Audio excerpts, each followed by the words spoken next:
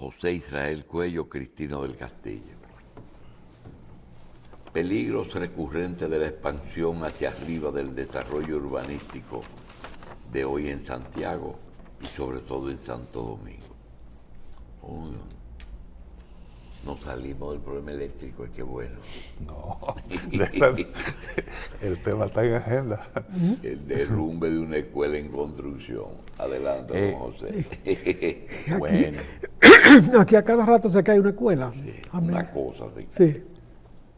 Y claro, la prensa lo acoge y se habla de los pagos que se han hecho y lo que no se ha hecho y lo que está pendiente y el descuido. Bueno, todo eso está muy bien. Pero parece que no es un fenómeno solo local, porque ahora estaba leyendo, en Gran Bretaña Ajá. hay escuelas que le están cerrando por problemas precisamente de construcción. Sí, probablemente no es un síndrome dominicano, es un síndrome de la escuela, de la construcción de escuelas que está viciado en el mundo entero. Esa es la sensación que da cuando tú ves que en Inglaterra se pasan fenómenos semejantes a los de aquí. Pero eso está muy bien, que hay que atacarlo, que hay que decirlo, que es peligroso para los niños. Pero se está acumulando un peligro mayor. Pero antes de seguir, José, la palabra plantel se traduce y se debe interpretar como el local de la enseñanza aquí en el país. ¿O eso tiene otra acepción? No sé. Cuando No, dicen plantel. no sé, se usa como el local escolar. Porque para que lo incluyan Yo, ahí. yo es tendría que no preguntar, es un yo tendría que problema. preguntarle a Lourdes Es sobre que eso. no es- sí, seguro. Es que la palabra, es que el problema de la construcción es uno de los problemas de la escuela, pero afecta a todo el mundo, al estudiante, la forma que ellos usan su escuela, a los contratistas, porque yo creo que la última opción fue una rifa, ¿verdad? Rifaban Ahí ha habido de todo. ha habido de todo, ¿verdad? Concursos, rifas. Y el mantenimiento, José, ¿es obra pública o es educación?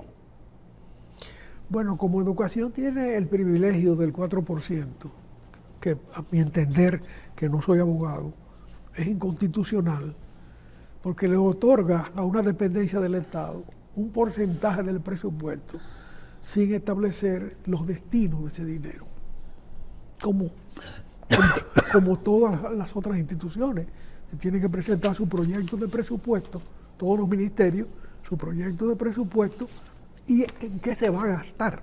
Claro, primero identificas necesidades y Sí, entonces exacto. decides asignar recursos. Es un proceso largo. Claro. A mediados de año ya comienzan las dependencias interiores a evaluar sus proyecciones y a presentar sus requisitos o requerimientos, que siempre desbordan las posibilidades y se va ajustando. No, aquí el 4% del total que se gaste en la economía dominicana es para el Ministerio de Educación. Y eso permite mucha discrecionalidad. Pero bueno, el tema de la educación es otro. Pero el tema de las escuelas trasciende los gobiernos, porque ha sido el espectáculo siempre. Particularmente desde que el PLD cogió el poder en el 96. 96 fue, sí, 96 96. que se repartieron una serie de contratos y lo primero que hicieron fue irse para Nueva York con los avances de muchísima gente. Se llevaron los avances y eso se perdió. Ahí comenzó la ligereza. Y recuerdo que hubo uno que hizo doctrina respecto de, bueno, es nuestra acumulación primitiva.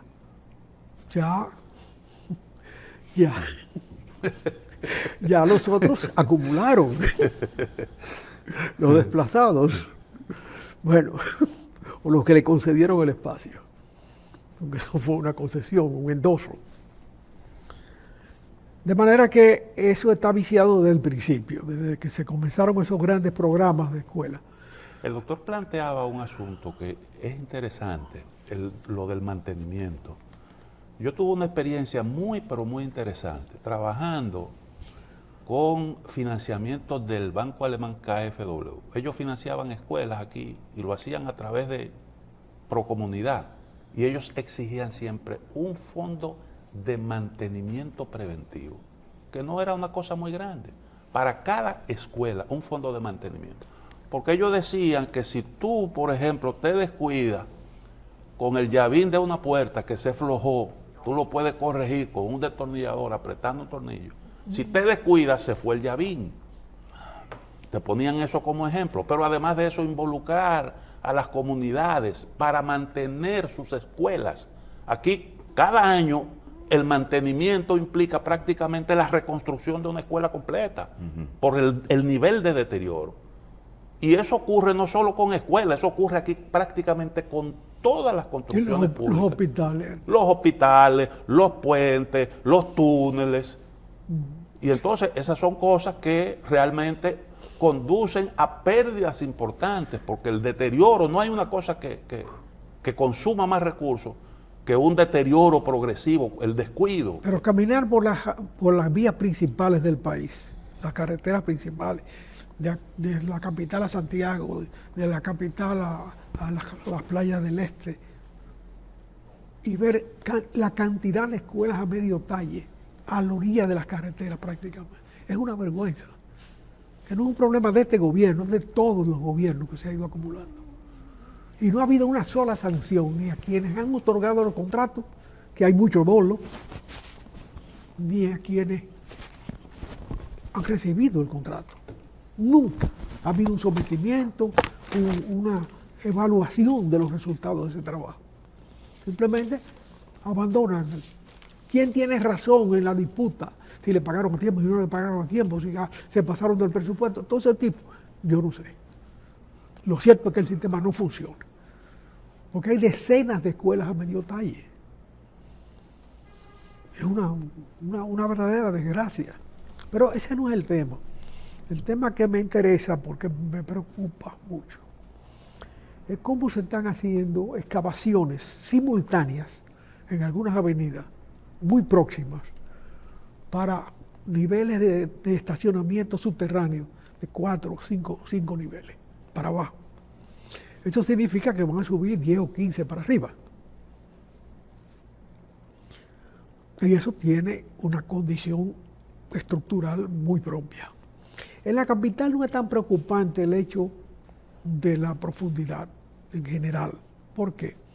Porque la capital tiene un asentamiento sobre farallones. Es pura roca lo que... Sí, es pura roca, sí. Pero, por ejemplo, en Santiago se está replicando lo de la capital. Y Santiago no tiene esas condiciones. Los asentamientos en Santiago son más peligrosos. Y antes de una obra de ese tipo, ¿no se hace un estudio de suelo? Pero Se supone que naturalmente que debe hacerse. Naturalmente que debe hacerse, pero se viola la situación y es peligroso. En la capital hay un sitio que a pesar de que está en roca, hay que ponerle ojo, que es sobre el túnel que no va a ninguna parte, el túnel que va y no vuelve, el que lleva de que a la UAS, bajando por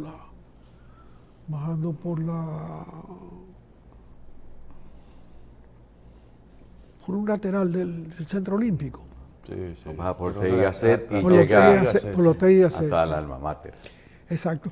Tú te das cuenta por la cantidad de tránsito que hay, que está prácticamente muerta en esa parte.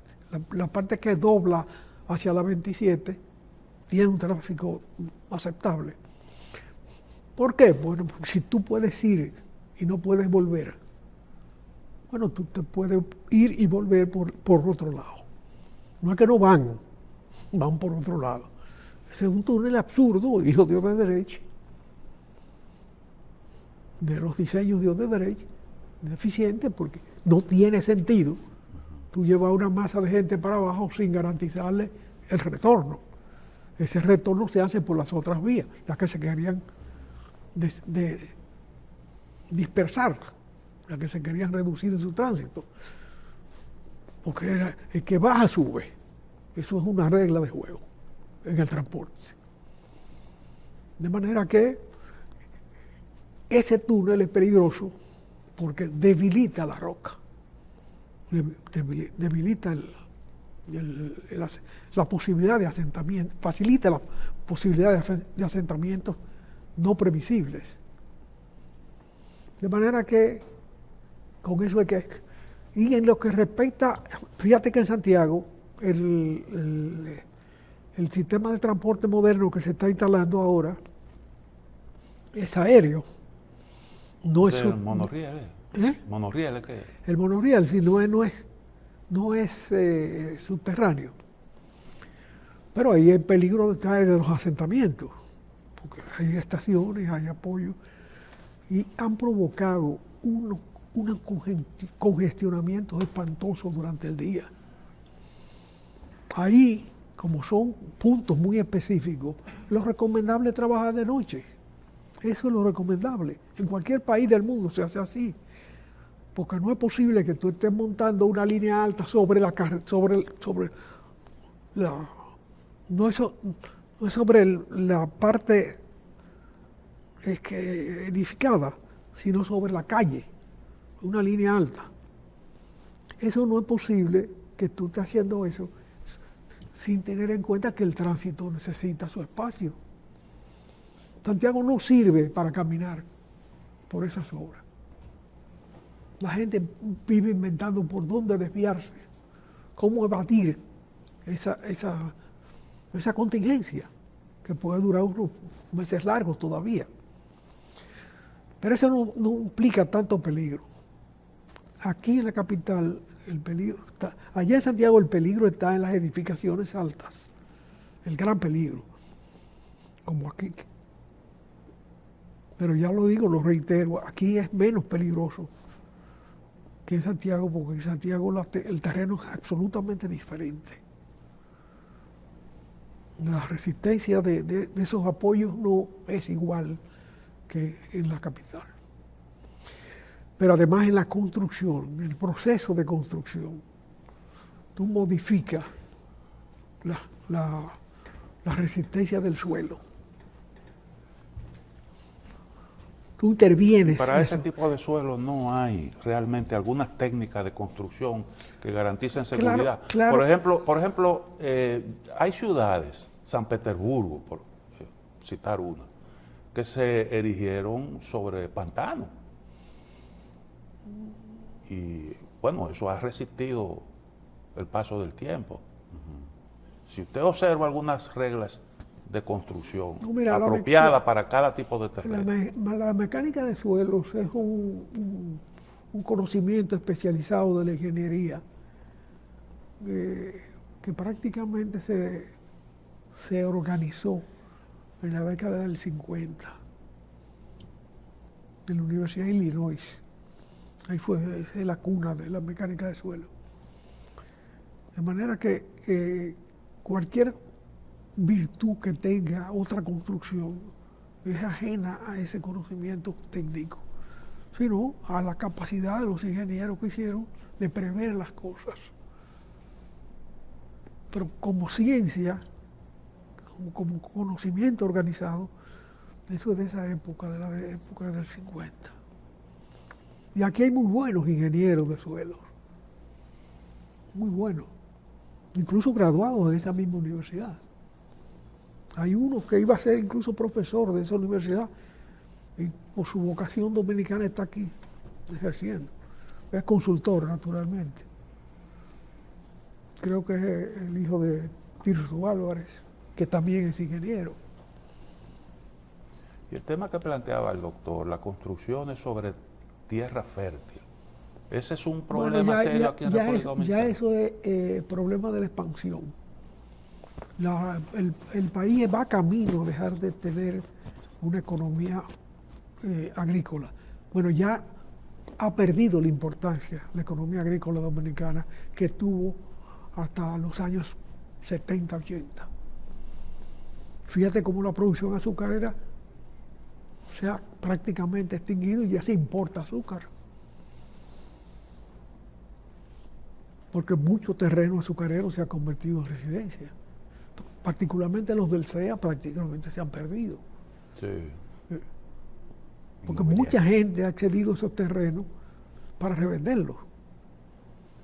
Son favores que hacen los Y gobiernos. originalmente sí se hizo. La industria azucarera sí hizo un buen estudio de los suelos y sus posibilidades de uso.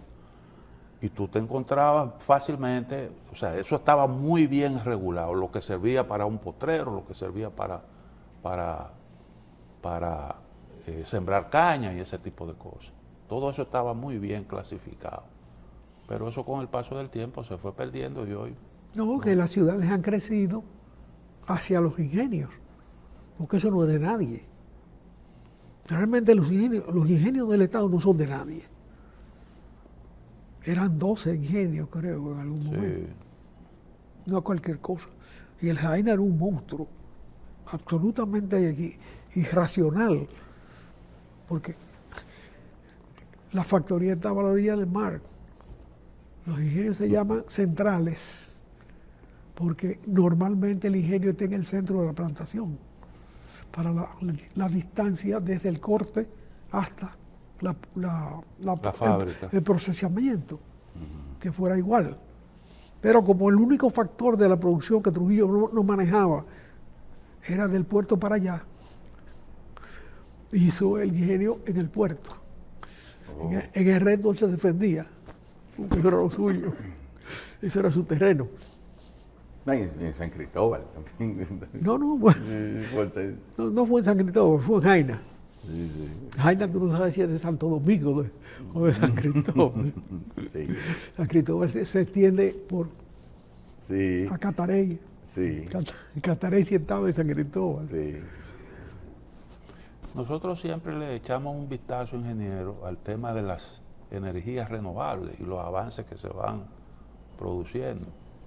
Usted ha destacado cómo en Europa se ha ido avanzando en ese Mira, sentido. hay que estar alerta porque lo que pasó con Punta Catalina no debió haber pasado.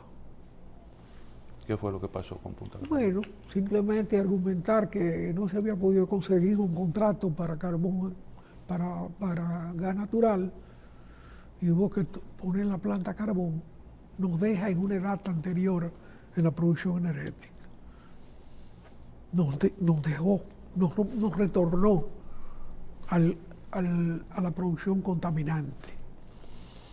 Y eso no es posible. Aquí hay que hacer inversiones cada vez mayores en energía y tecnológicamente deben ser cada vez más modernas. En el único caso que eso aconteció fue en el concurso hecho en el gobierno de Hipólito Zafa, en que la AES hizo una oferta con gas natural, con gas natural, que ha sido la más acertada, el más acertado de los concursos hechos en el país. Esa es la realidad. Y naturalmente después se ha ido introduciendo el gas natural, gastando muchísimo dinero en transformar prácticamente el parque energético de San Pedro de Macorís, que es muy alto, a gas natural. No había que perder ese dinero, no había que perder esa inversión. Eso le cuesta al país. Por donde quiera que lo pinte, eso lo paga el pueblo. Lo paga en mal servicio, lo paga en contaminación, lo paga en todos los aspectos. Porque las empresas se hacen para ganar dinero, no se hacen para hacer bien social. Para ganar dinero, y hay que monetizar esos elementos. Pero las condiciones inicialmente las pone el Estado cuando hace los concursos de concesión. Y se hizo otro concurso importante, el de Montecristi, que tengo entendido que no se ha dado el primer paso. Simplemente concursaron 16 empresas, 15 empresas, pero solamente participaron 3. O sea, solicitaron los documentos, pagaron los documentos. Normalmente $5,000 por los documentos. Eso va al Fondo General de la Nación, supongo. Pero no cuesta $5,000 el procesamiento. Pero bueno, compraron los documentos unas 16 empresas, 15 empresas, participaron 3 eran 2 plantas y le dieron las 2 plantas a lo que estaban hablando previamente. Entonces una empresa de las 3 se quedó fuera. Sin embargo, el combustible a emplear en esa es gas natural. Yo entiendo que a esta altura del juego debió darle oportunidad al inversionista de un pase de curso.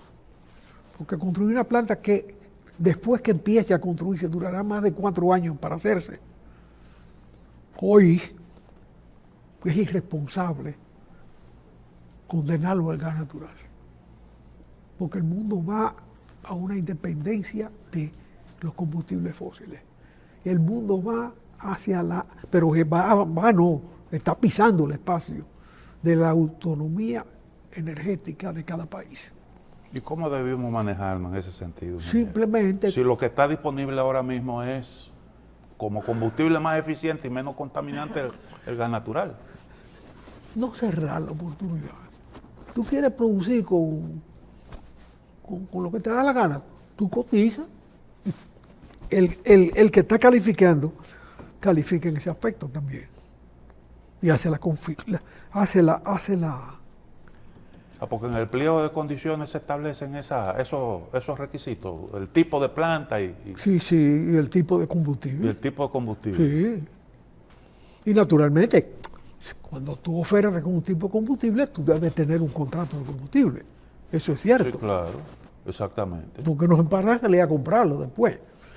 Pero ahora hay una diversidad de combustibles sanos que además pueden aumentar la inversión, porque tú puedes producir tus combustibles en Santo Domingo, en la isla de Santo Domingo.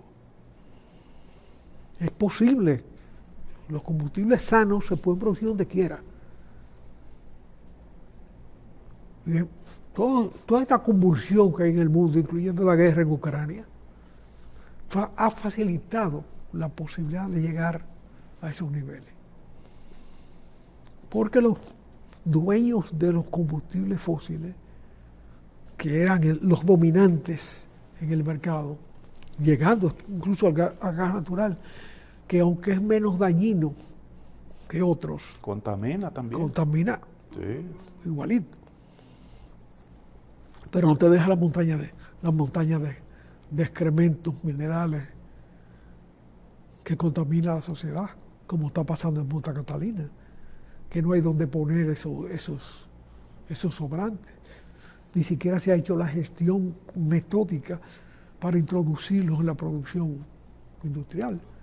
Porque ese residuo de Punta Catalina sirve para construcción. Hay muchísimos sitios por aquí utilizando eso como arena de empañete. ¿No? Y teniendo inclusive una carretera de circunvalación que está necesitando material de construcción, ahí mismo cerquitica, no sé por qué no han pensado en eso. No se puede dejar pasar el momento y volver a hacer licitaciones de energía sin tener en cuenta esos detalles. Por eso yo insisto en el tema. No tengo ningún interés personal en él ni nada que se parezca. Pero me avergüenza. Aunque teniendo en cuenta la experiencia internacional, se sabe cuál es el resultado, cuáles son las opciones que hay al alcance. Ahora mismo tú puedes producir. Ya se están instalando Porque plantas. ¿qué es lo que tenemos? Energía eólica, solar, generación. Sí, pero eso no lo está produciendo el Estado, ¿eh? La eólica y la solar Claro, son independientes. pero El Estado no tiene ningún mérito. El pero- Estado solamente pone dificultades en ese aspecto. Ellos aportan las dificultades. Pero de todos modos, esas son licitaciones que las organiza el Estado, aunque el proyecto será Sí, pero desarrollado por empresas privadas. Sí, pero esas que se organizan precisamente son preocupantes porque hay un plazo de construcción. O sea, tú tienes que prever lo que tú vas a construir para 20 años.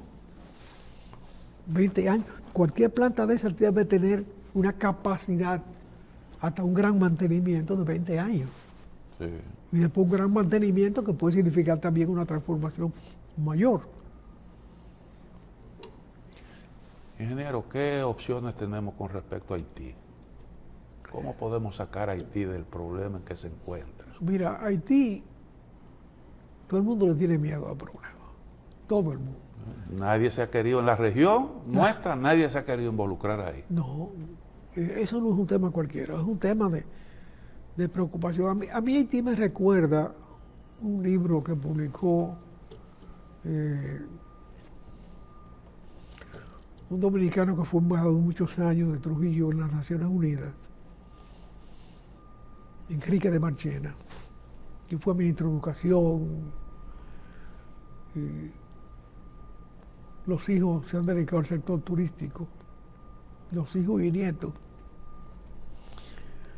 Y él publicó un libro en la colección Pensamiento Dominicano que hacía don Julio Postigo sobre la figura del fideicomiso de las naciones, que se discutió mucho en Naciones Unidas sobre el tema de África.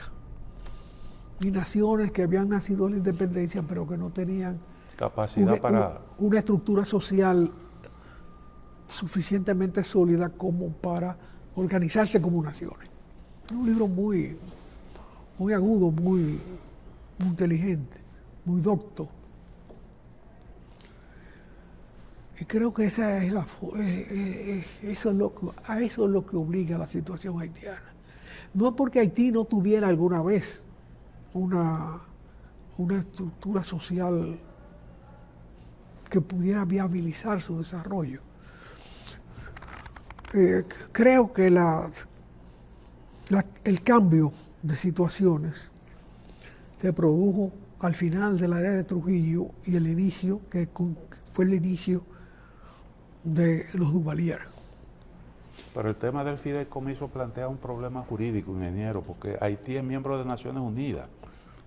Yo estoy hablando del concepto para Naciones Unidas.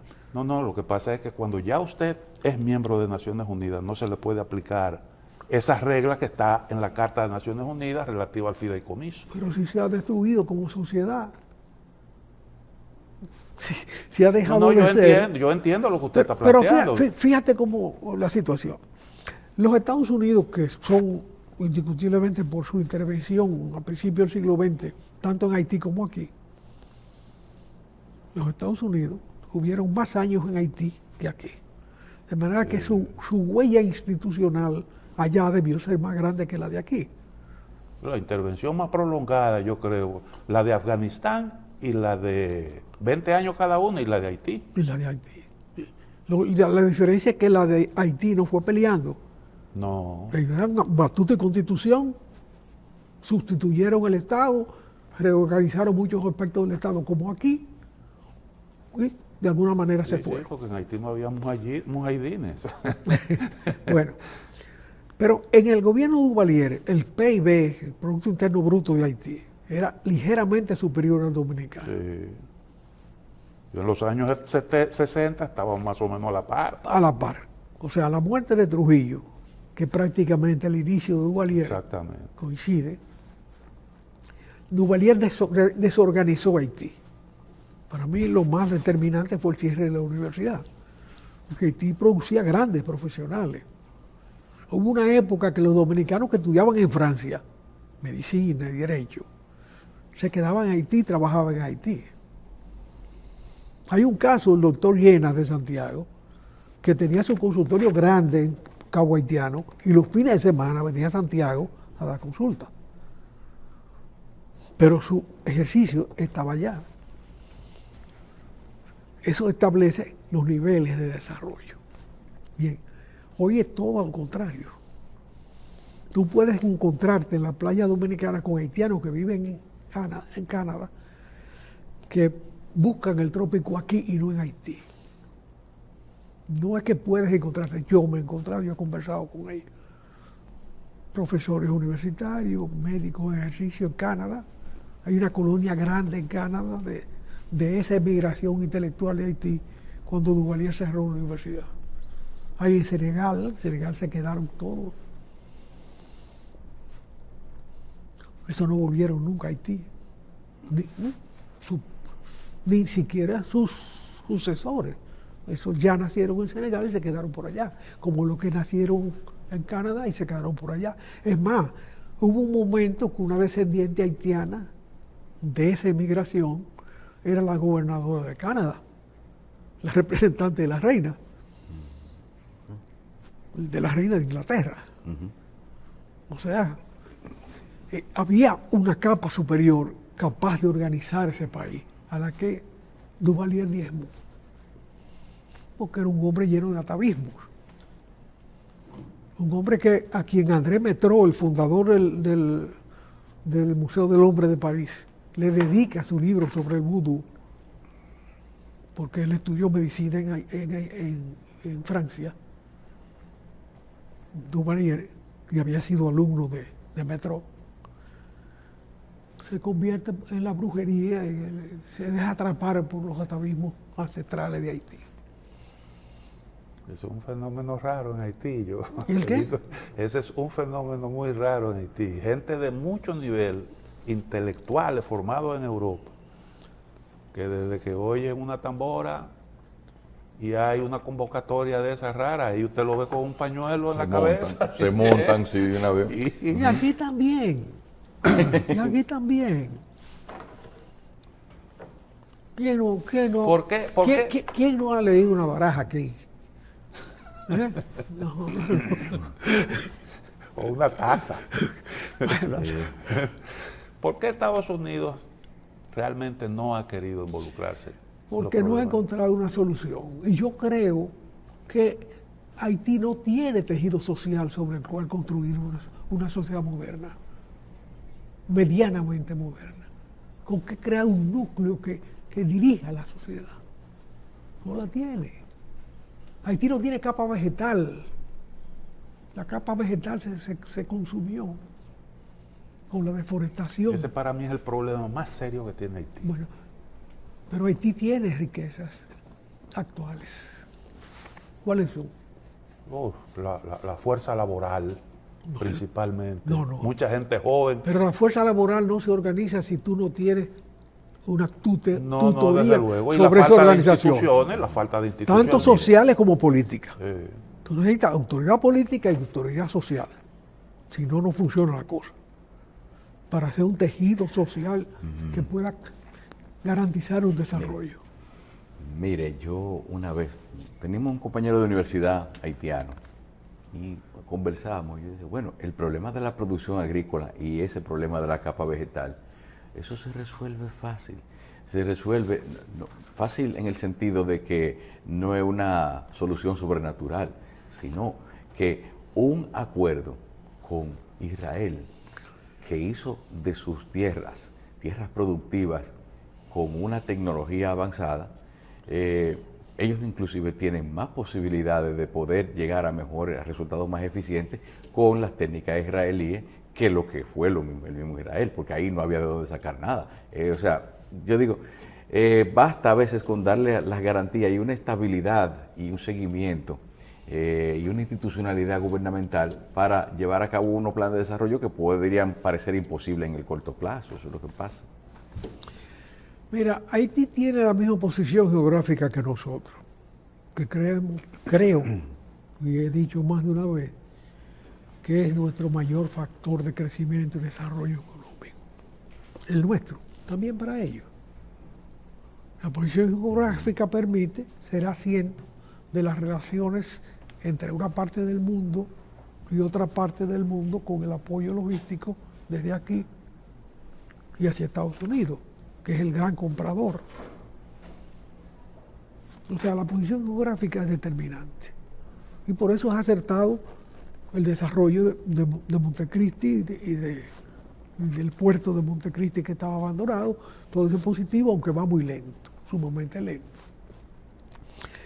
O sea, tenemos la misma posición geográfica, pero no tenemos la misma capacidad organizada de la sociedad para que ese apoyo logístico tenga los mismos efectos aquí que allá. Allá no hay grandes puertos, allá no hay ni siquiera pequeños puertos, hay pequeñísimos desembarcaderos.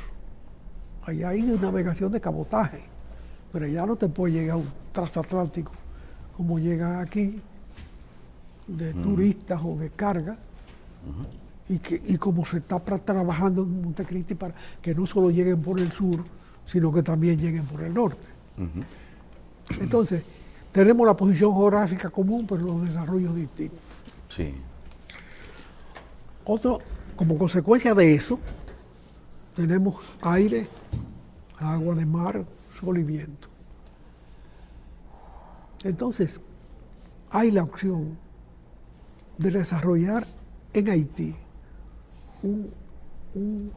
una gran inversión destinada a la producción de hidrógeno para exportación,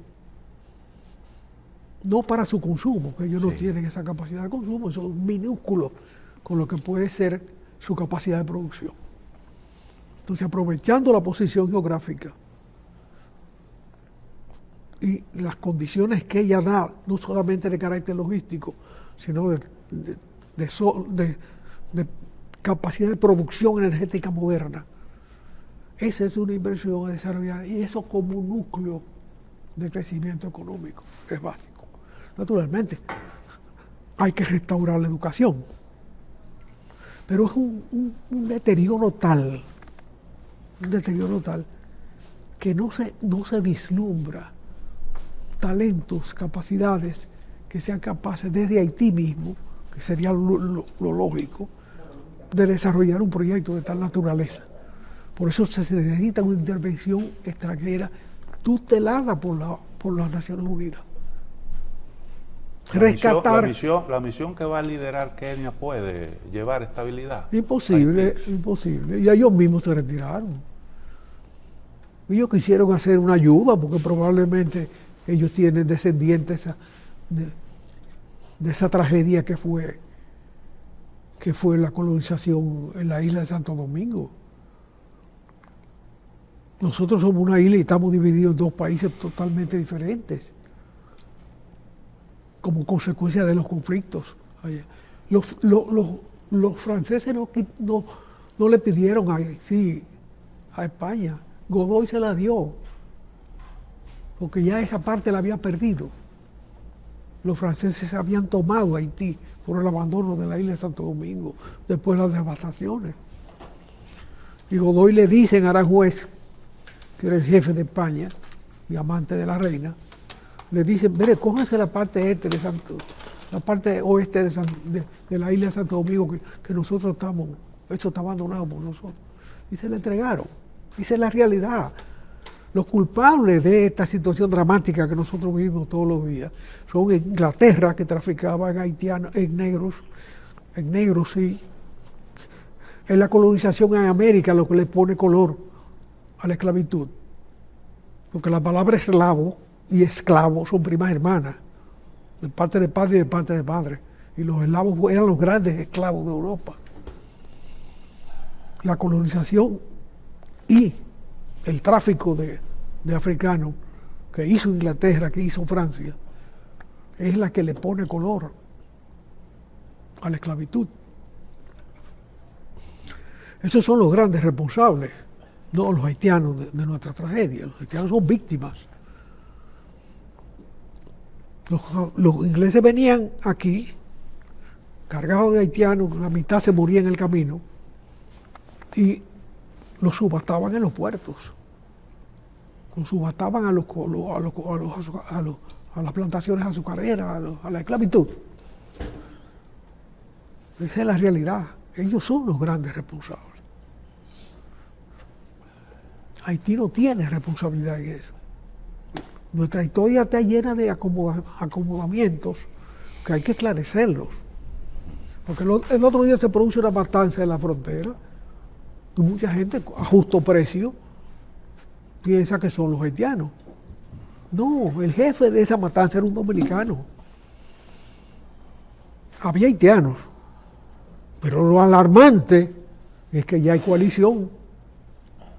Ya hay coalición. El que identificó... Y además de eso, el uso de métodos que son típicamente haitianos, porque los dominicanos no se manejan de esa manera, con tanta crueldad. Bueno, lo cierto es que la mayoría de los que participaron en eso, según yo vi en la prensa, eran dominicanos. Y el jefe, el cabecilla, se escapó, dominicano. Entonces, las heridas de la historia no se pueden mantener sangrando toda la vida. Estamos escribiendo la historia siempre.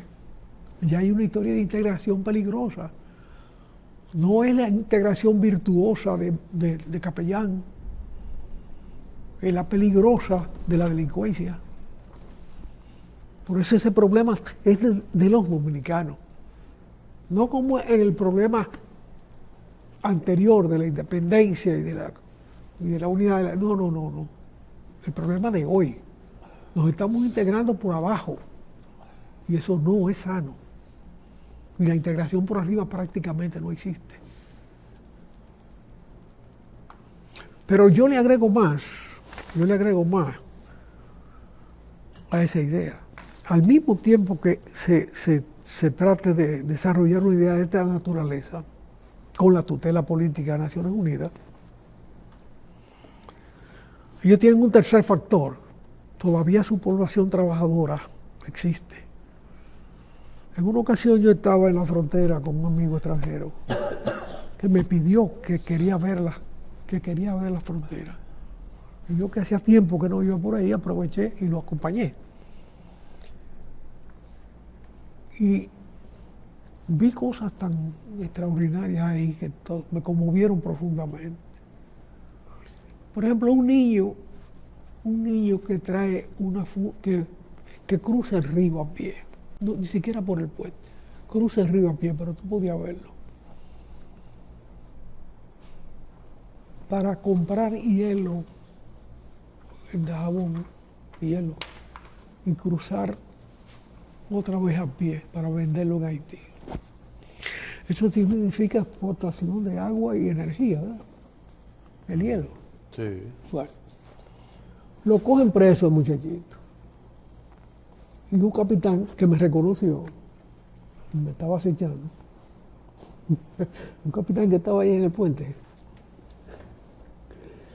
Se queda mirando con el muchachito ahí sentado. Y digo, ¿qué hizo ese niño? Dice, no, que ese viene a buscar hielo aquí para venderlo en Haití. Digo, ¿hasta qué hora, hasta qué tiempo usted lo va a dejar aquí preso? Dice, hasta que se le derrite el hielo. O sea, hasta que se le derrite el capital de trabajo, ¿verdad? El hielo, el dinero del trabajo. Eso es primitivo. Pero tú veías también unas mujeres cargadas de cartones de huevo, hasta 10, un mollo de cartones de huevo, de 10 cartones, 12 cartones, cruzando el puente. Pero esos huevos no son suyos. Si tú mirabas allá, había una camioneta, eran mulos de carga. Esta señora es un mulo de carga. Pero aquí siempre ha habido, ingeniero, reglas que de alguna forma han estado vigentes en la relación entre los dos países, sobre todo en esa zona fronteriza, y las cosas han fluido. Yo creo que la principal complicación ha venido como resultado del interés de imponerle un tipo de integración a los dos pueblos que no es justamente lo que la realidad permite. Y eso genera un montón de trastornos. Claro, porque se hacen en gabinetes. Exactamente. Eso se hace en gabinetes. Hasta ahora las propuestas que se hacen no se hacen después de haber hecho, aunque sea una visita como esa que yo hice en esa ocasión. Pero te continúo el cuento. Esas son mis conclusiones, eso es lo que yo veo, lo que yo saco en silencio. Cómo esta mujer es muro de carga, cómo el niño transporta exportación de energía y agua. Desde aquí, donde nos quejamos de que no tenemos ni energía ni agua. Porque aquí hay escasez de las dos. Y en ese tiempo los apagones eran mayores. ¿Cuál es la conclusión de mi amigo? De admiración. Decía él, aquí tienen esperanza de vida todavía, trabajan. En mis fronteras, que son más de una, tú no ves este espectáculo. En esa época, el trasiego de cosas era mínimo, comparado con lo de hoy. son decenas de camionetas las que van a la frontera a hacer negocio. ¿Con qué paga Haití esa importación? Bueno, en términos contables, es una importación desde Santo Domingo. Es más, la República Dominicana está en la estadística de exportación de bacalao. Exporta bacalao a Haití y a la comunidad dominicana en Estados Unidos, donde el bacalao noruego no llega de otra manera más que por aquí. Bueno, esas son las modalidades. Dice, en mi país, tú los ves dejarse morir en las fronteras sin intercambio alguno. Mientras yo veía el espectáculo de un intercambio envilecido, él veía la virtud del intercambio. O sea, nacimos así.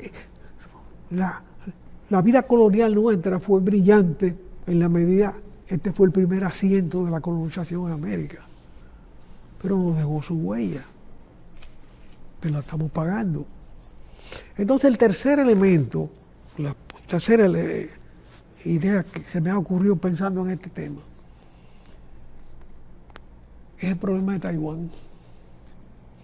Taiwán necesita una casa. Taiwán tiene que mudarse poco a poco, mucho a mucho. Tiene que mudarse, ¿tú sabes por qué? No porque los chinos se van a coger a Taiwán. Usted quiere llevar el problema israelo-palestino. No. Es un elemento aglutinante. Si tú logras trasladar 20 fábricas de Taiwán para acá, que necesitan trasladarse, porque su mercado es Estados Unidos. Ajá, sí.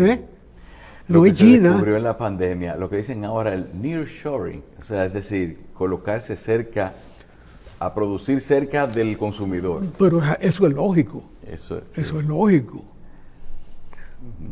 Pues, los americanos hicieron eso por razones políticas. Eso fue lo que planteó Paul Collier poco antes del terremoto. Naciones Unidas lo contrató para que hiciera una investigación determinada qué se puede hacer en Haití para sacar ese país de... Cuando todavía se pensaba un poco en ayudar en serio a Haití a resolver los problemas. Pero no hay otra solución, más que una solución de ese tipo. Y él lo que planteó fue eso. Haití tiene recursos humanos en abundancia, gente joven. Y trabajadores. Y entonces, bueno, vamos a convertir eso en una zona franca, aprovechando una ley que hay en Estados Unidos que le permite enviar ciertos productos libres de... Más que a nadie. Sí. Entonces, pero no opera. La única que opera es la zona franca de Capellán, haciendo provecho de esa ley. Sí. Y es una operación triple, de tripartita. Estados Unidos, Haití y República Dominicana. Y funciona bien. Ahora, el otro día hubo un incidente allá, de un asalto a la fábrica. ¿Y qué se cogieron los haitianos que asaltaron? La comida de los trabajadores. La bodega de la fábrica para la comida de los trabajadores fue lo que se llevaron. No se llevaron una máquina, nada de eso. O sea, son dos niveles. Pero el nivel delincuencial de Haití, aunque es dominante en este momento, por la descomposición de la autoridad, o sea, a partir del asesinato del presidente, en que eso se ha descompuesto a una velocidad exponencial. No es que no existiera el núcleo delincuencial, sino que se ha acentuado por la impunidad. O sea, ahí colapsó la autoridad, la mínima autoridad que existe en Haití. Haití está sin gobierno. Entonces esa tutela fideicomisaria hay que establecerla. Y una inmigración de taiwaneses a Haití en este proceso, que puede ser concomitante aquí, produce a mediano plazo y a largo plazo una atenuación de las diferencias raciales. Somos 10 millones en cada parte, 9 millones y pico en cada parte. Tú le traes, ¿sabe por qué no se ha podido conseguir la anuencia del Consejo de Seguridad para una misión en Haití? Aparte de que Estados Unidos no quiere, porque hay que estar claro en eso. Porque no tienen idea de la fórmula. No, porque China se opone porque Haití tiene relaciones con Taiwán. Y ese proyecto que usted está ahora mismo tratando de presentar entra en contradicción con los intereses chinos. Entonces ahí hay un problema geopolítico. Bueno, pero ese es un problema que hay que resolver allá. ¿Eh? Ese es un problema que hay que resolver allá. Pero, oye, eso implica entregarle a Taiwán a China, tú sabes.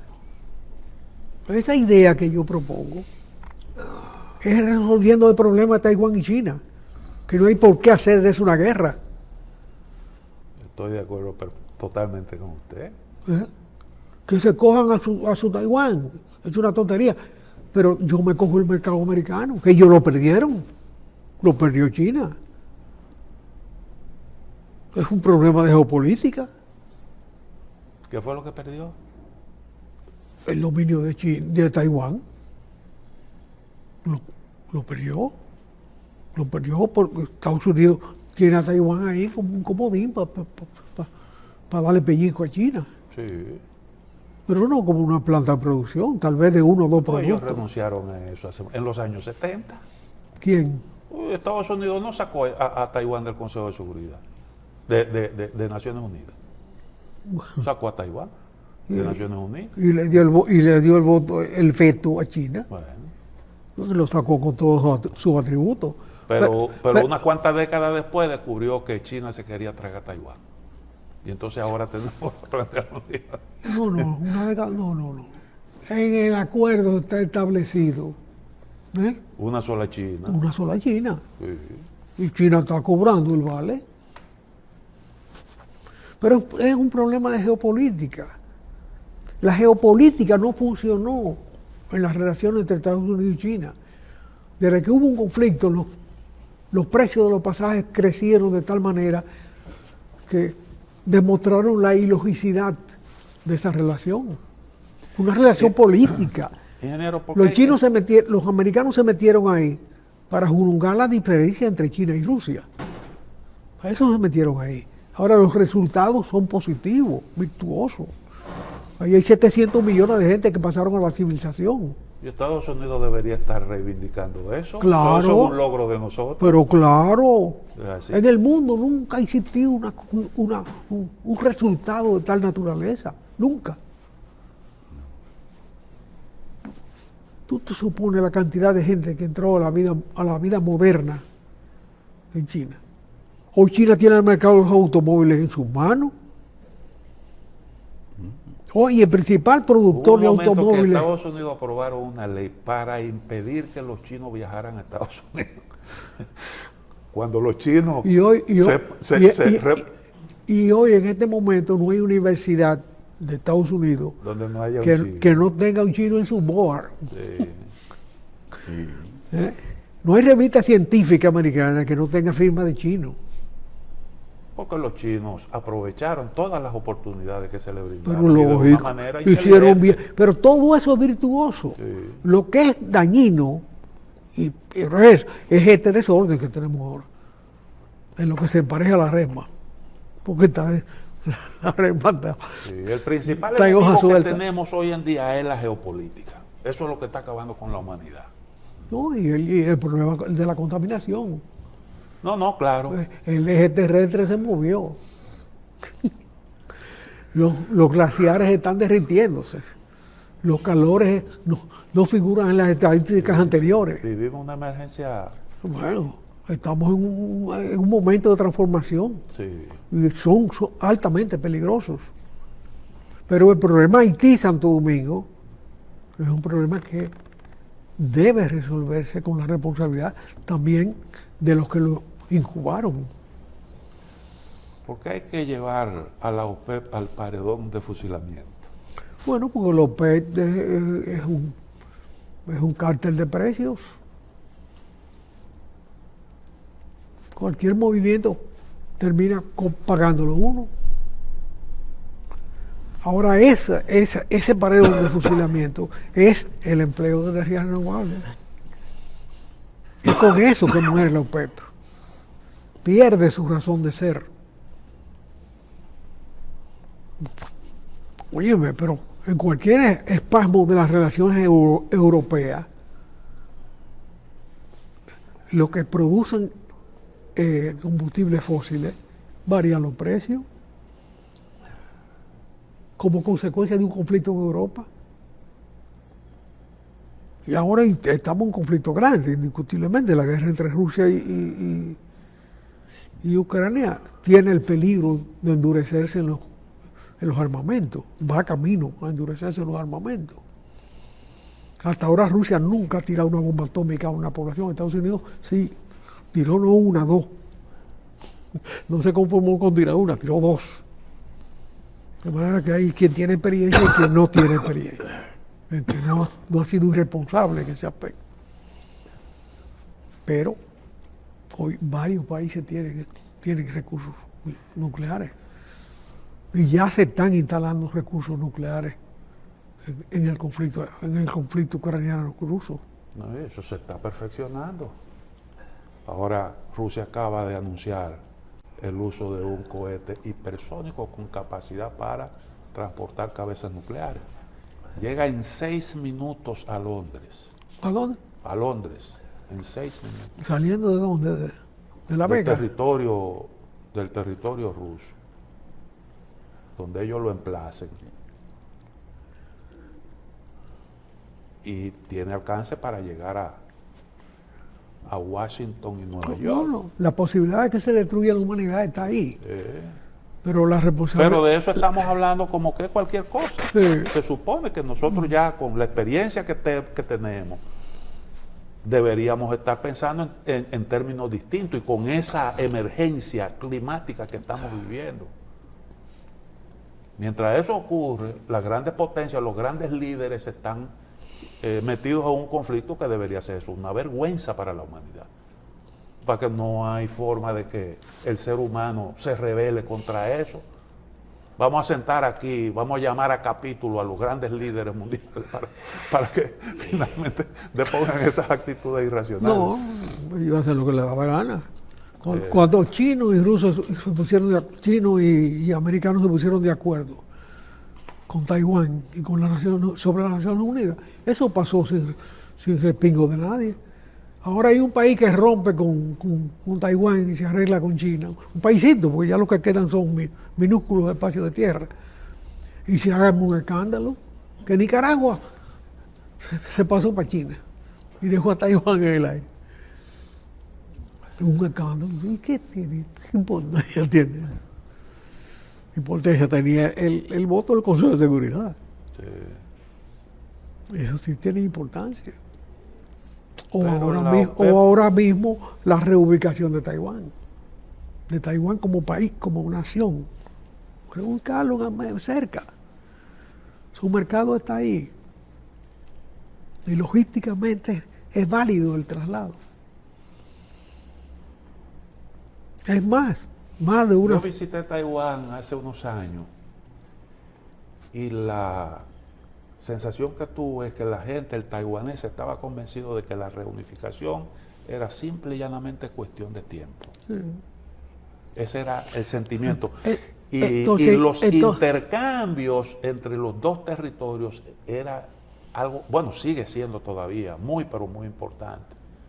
Muchas fábricas, muchas inversiones taiwanesas en la China continental. Pero mira, en una reunión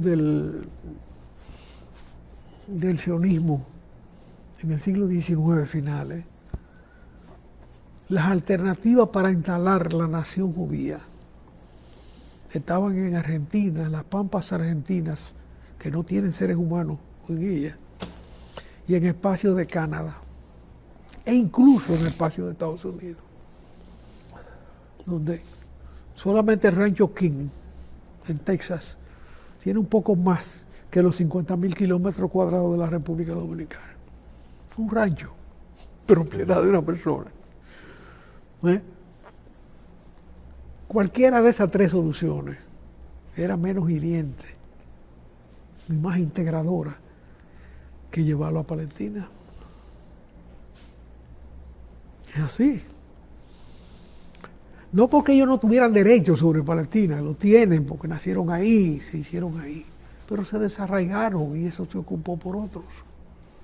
Entonces era menos dañino, menos hiriente, menos conflictivo.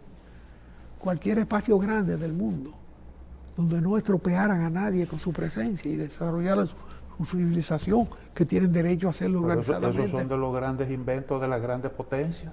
Sí, señor. Miren lo que quieren hacer con República Dominicana y Haití. Sí, pero- Están haciendo hasta lo imposible por crear un problema que hoy en día no existe. Sí, pero nosotros tenemos que pensar en el tema. El tema no puede desarrollarse por vida propia.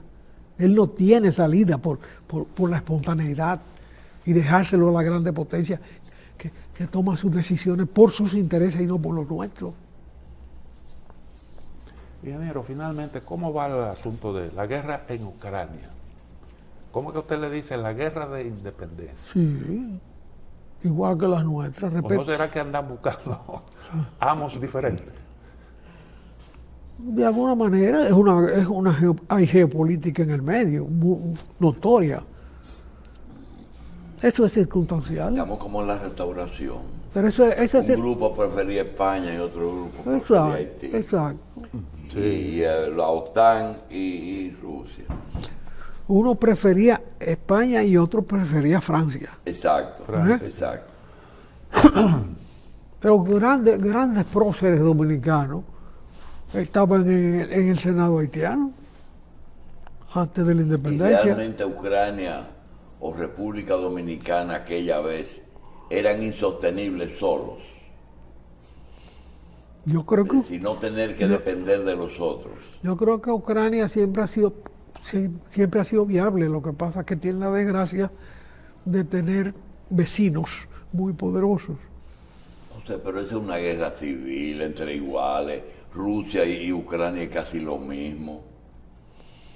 Eso dirán de Haití y Santo Domingo. ¿Perdón? Eso dicen de Haití y Santo Domingo.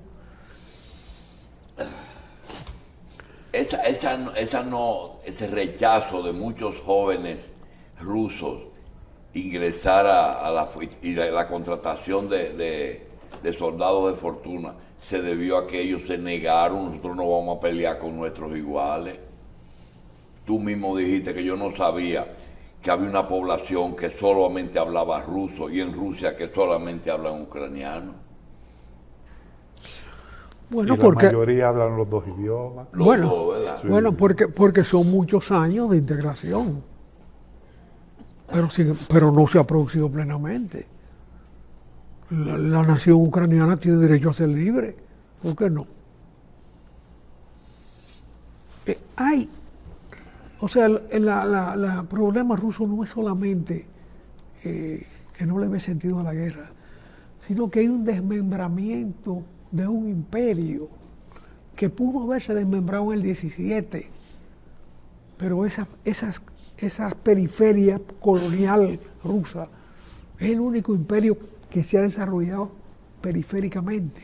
Sí, pero Ese imperio tuvo sus limitaciones, no era una expansión indefinida como los otros. No. Ese tenía una concentración en una serie de naciones Sí. que la mayoría aceptaron entrar ahí. No. Y que no fueron No. conquistadas. Eran naciones ocupadas de expansión del imperio ruso, a las que se agregaron 6 o 7 naciones después de la Segunda Guerra Mundial, pero también periféricas. Pero ese imperio... ¿Y por qué soltaron la periferia última tan fácil? Y no quieren soltar, bueno, porque están más integradas. Es así. Pero son naciones distintas. Y las otras, que no han cantado bingo, las otras son más diferentes de Rusia que Ucrania. Uzbekistán es una nación. Ahora es que se menciona Rusia en África. Rusia nunca tuvo en América, nunca tuvo en África, nunca tuvo en la misma Asia, fuera del grupo de la tan. Porque fue un imperio periférico, Un imperio. que creció en la periferia. Pero ese mismo imperio renunció a esa gran influencia que tuvo en la periferia. Lo que pasa es que el otro imperio ha tratado de adueñarse de esas áreas de influencia de Rusia. Eso es lo que está planteado. Eso es ingeniero. circunstancial. totalmente circunstancial. ¿Por qué se peleó en Afganistán? Nunca lo entendí. ¿Por qué se peleaba ahí? ¿Por qué las dos naciones pelearon? Porque Afganistán está en el mismo centro del Asia Central. No, pero además, Por eso fue que pero además Inglaterra... es periférico de ellos. No, bueno, ¿Y qué buscaba ciertamente. Estados Unidos ahí? O el Reino Unido. Estados Unidos pierde el tiempo y hace armas. Óyeme, cuando se produjo... Perder el tiempo no, ingeniero. Cuando Perder se el tiempo no, ganar influencia, porque eso estaba relacionado con una serie de proyectos que tenían que ver con materia prima, que tenía que ver con gas y tenía que ver con petróleo. La materia prima de Afganistán, el No, opio. como cruce para proyectos de gasísticos desde Kazajstán, precisamente para evitar el gas de Rusia y independizar a Europa de ese gas de Rusia. Ese era el proyecto, ese era el plan. Y otro proyecto desde... Ustedes se meten en unos temas que nos obligan. O sea, ¿quién fue el autor de la OPEP? Inglaterra. No, Venezuela. ¿O Estados Unidos? Venezuela. Venezuela. Sí, señor. El autor. Sí, Pérez Alfonso, el ministro de Energía de Betancourt, que llevó la producción energética con agua, con presas, al 70% de la energía venezolana, fue el que organizó la OPEP, fue el ideólogo de la OPEP. A principios de los ¿Y Estados por qué Unidos... se planteó eso? ¿El qué? La necesidad de la OPEP. O sea, acuerdo de precio. Bueno, Porque los precios de esa materia prima estaban por el suelo. ajá. Pero eso le conviene a Venezuela y le conviene a Arabia Saudita. perfecto. Pero a nosotros no. A nosotros no, pero Entonces, es legítimo. nosotros no estamos ingeniero. peleando con ellos. Yo lo que propongo es que busquemos no ser socios de ellos, ¿Cómo vio no ser víctimas de ellos, ¿Cómo vio Estados Unidos la OPEP desde un principio? con mucha ojeriza, Con con Orisa. mucha ojeriza, pero luego Pero la utilizó eh, porque paró su explotación y lo usaba a ellos.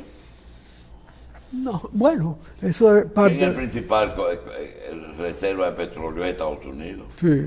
¿Y por qué ellos no le explotan Pero y la pa- reserva? ¿De quiénes son las principales compañías petroleras en el mundo? Ingleses y Eso es lo americanos. inglés y americano, eso es lo que hay que Sí, preguntarse. inglés y americano. No son ¿Y a quién es que le venezolanos. conviene que eso tenga buenos precios? Y holandeses.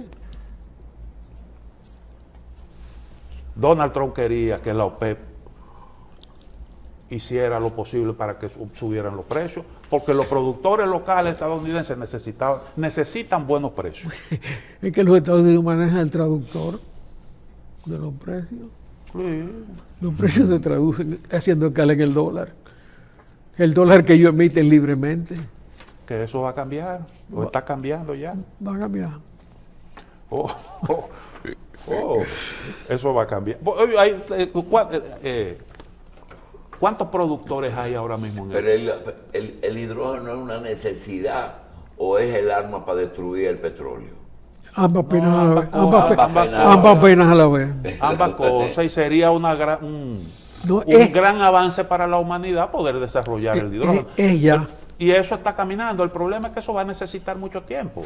Esa es la realidad. yo Eso no necesitará pido décadas. aquí más que no lo excluyan de las opciones. Que no digan que es con tal material. Que deje que el que venga a invertir proponga. Es lo único que hay que pedir. No se preocupe, que cuando alguien tenga la tecnología para eso, lo va a exigir. No, mira, yo tengo esto aquí. No, es que tú cada 4 años tienes que entrar planta aquí. Cada 4 años aquí hay que meter 300 o 400 megavatios. Es más cantidad cada vez. No, eso es a mediano plazo todo. Eso no está en un tramo. Bájame una planta eléctrica ahí, muévemela, no. Es un trabajo de varios años. Sacarle el hidrógeno al aire y al agua no es atentar contra el medio ambiente. No. Pero lo que bota eso ahí es agua. El desperdicio de eso, de ese proceso, es agua pura. Y pregunta de un ignorante total. El agua de mar, ese H2O, la que está con sal ahí, tiene el mismo componente. Bueno, es agua salada. Hay que sacar, Pero es H2O salada. separar la sal y separar Y queda agua pura. lo El co- doctor los pregunta algo, el doctor pregunta, ¿qué es lo que es agua? H2O. Si tú le quitas el hidrógeno, ¿qué es lo que queda? Oh, O, ¿verdad? Va al aire, ya, voló. ¿Qué es? Ya porque deja de ser agua, ¿no es así? es oxígeno. El oxígeno salado. No, primero se quita la sal y después se rompe la molécula. Se No, se porque por ahí separa. anda un suelto diciendo que un tipo lo mataron porque inventó el agua como combustible. ¿Quién dice eso? Las cosas que envenenan a uno, las redes. Leyenda urbana. Pues le dicen redes porque te enredan todo. Sí. Y arman unos tollos ahí. Cargado de enredar a tu- ¿Eh? Sí. Bueno. Bueno, No, vamos entonces a respirar, ¿verdad? no queda nada. La muerte lo ve.